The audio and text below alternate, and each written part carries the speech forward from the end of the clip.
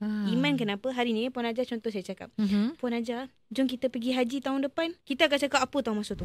Kita kalau buat apa-apa kan, kalau kita orang awam, kita akan kedepankan logik. Kalau para anbiya dulu ataupun orang mukmin, dia akan kedepankan iman dulu.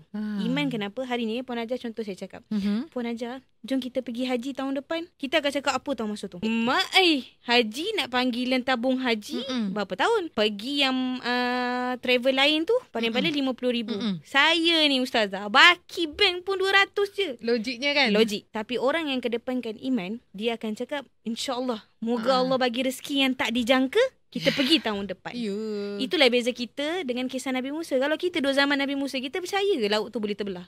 Lah, siapa je nak belah jadikan macam dia jambatan. Bukan terbelah tepi, dia terbelah jadi tinggi. Sebab kisah Nabi Musa ni mengajar, jangan kita selalu rasa semua benda tu perlu logik baru dia terjadi. Kita kena kedepankan iman.